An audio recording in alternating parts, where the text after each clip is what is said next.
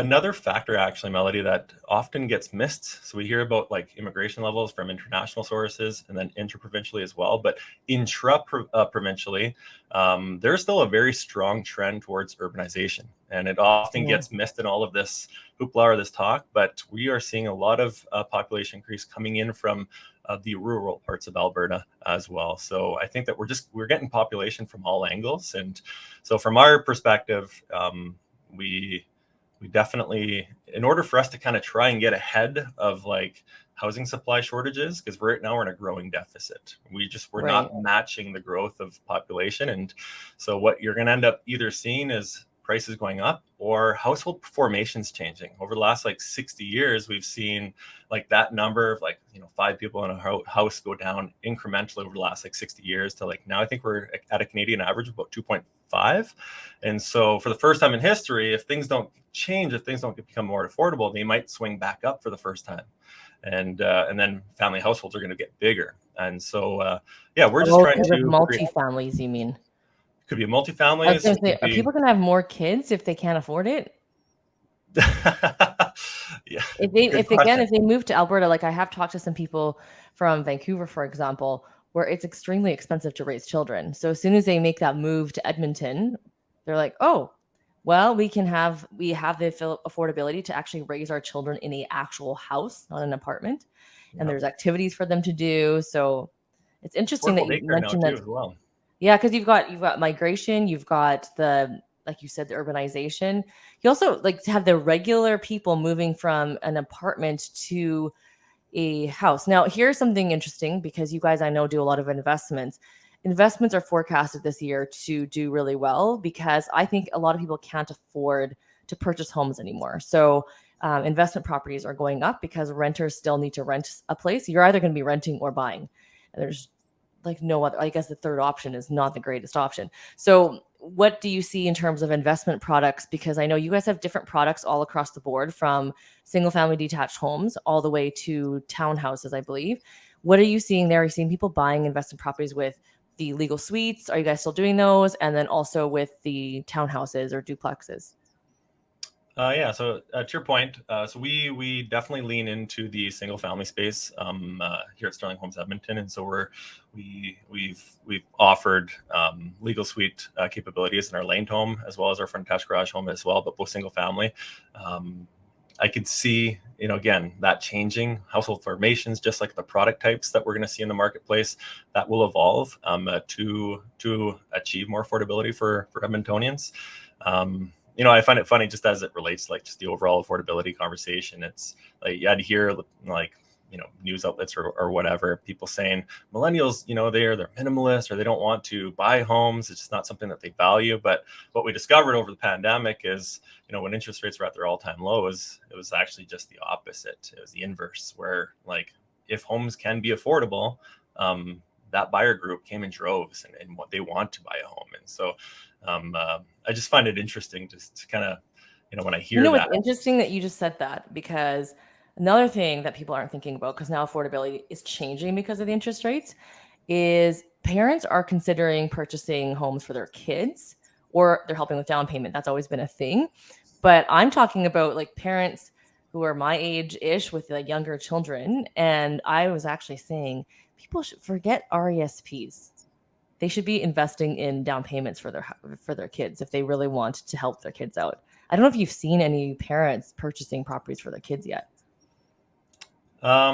We have seen, like, for down payment assistance, like we definitely see gifted down payments. That I think that's commonplace at this point, right? Yeah. And so just kind of get your foot in the door and get in, start building equity, exiting the rental market, so you can start building a bit of a nest for yourself. I think that for our demographic groups here in Edmonton as well, real estate is still very much highly valued. And so I think that it's like deeply seated in us, like within our culture, to kind of lean into that and try and get in. And so, I think as a home builder, our objective now continues to, how can we continue to make strides to create more affordability for buyers and allow people to kind of get in. So what does the timeline look like now for new builds? Because I know that has changed a lot and has been a big giant question mark. Nobody wanted to commit. It was like, I can't tell you. I mean, you guys have always been, I can't tell you. But it got really crazy and is a little bit more predictable now. Yeah, so I would say, not to toot our own horns, I guess, but we, as a production builder, we have less customer input, I guess, if that makes sense. And so because of that, there's actually a lot of time savings that takes place during that time. We, as best we can, we try and follow the trends, see what people are into, and we make the choice and we start building, and try and get What does ahead of a head production builder start. mean if people don't know what production builder is? Yeah, so as a production builder, we buy land.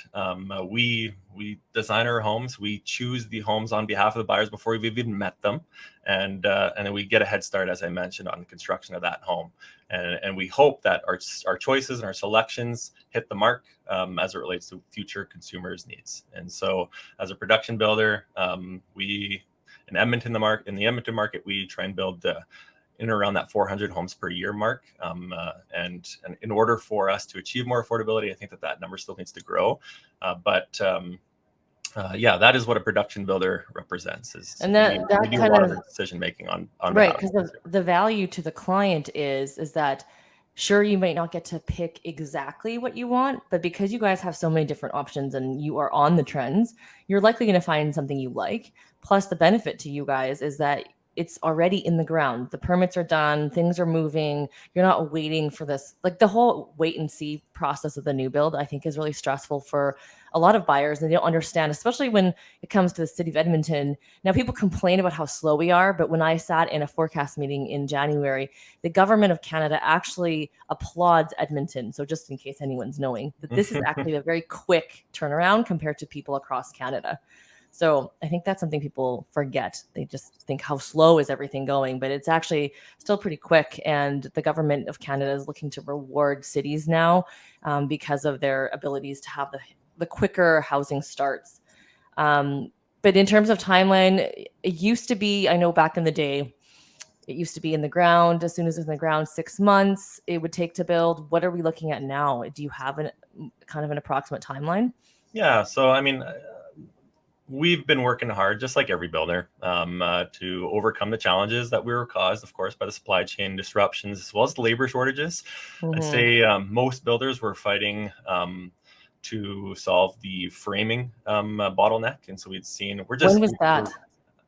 that took place over the last, I'd say between the months of over the last years, over the last 12 months specifically, Okay. where there were some major pinches there.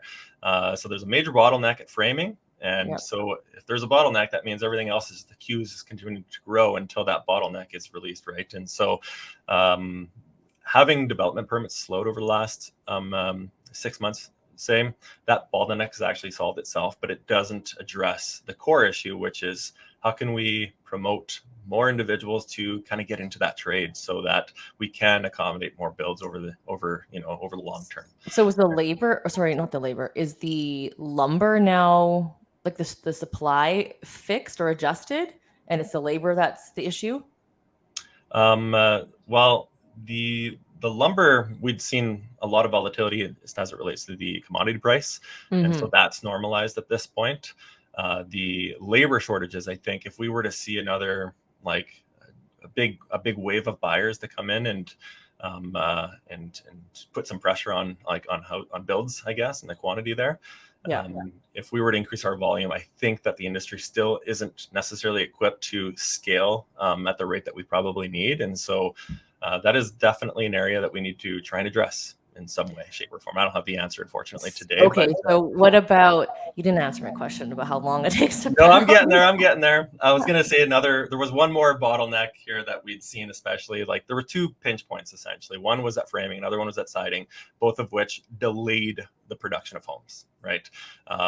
But our build times have increased since those kind of bottlenecks have now kind of solved themselves. And our build times are now hovering around, I'd say about that 220 to 230 day mark once it's at stake. And so What is that our target, exactly? to your point, is still to get to that 6 month mark. Like that is kind of like the ideal industry target 200 that we're divided by trying to 30. achieve.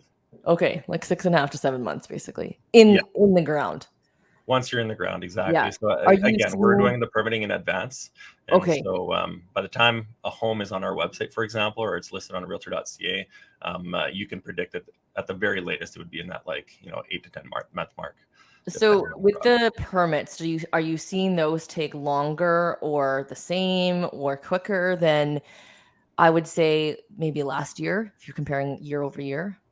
Year over year, yeah, 100%. We'd seen some homes in like over the year mark, right? We'd seen No, that. sorry, I mean like the permitting. Like if you're waiting, if you submit to the city for permits, is it taking Mm, longer or quicker or the same? I would say that that's roughly the same. Okay. I would actually have to check in with our office here in the production team to kind of get a bit of a pulse check as it relates to today. But I haven't heard of any major constraints on that front, and so does that mean it couldn't be faster? Potentially, Right. but I also think that we're You guys trying to. also have a different process than most builders. And okay, so you spoke mostly about Sterling. When you talk to and look around at your colleagues, obviously they have a different way of doing building. Are you seeing their timelines like adjust as well? Because obviously everybody was unpredictable in the last few years. And everyone saw the demand decrease, not just you guys, but resale, everything in April and May of last year. So when you talk to your other colleagues in the other builder worlds, what are you seeing? What are they saying to you? Um, we're at this point, like from a sales perspective, are you saying, or?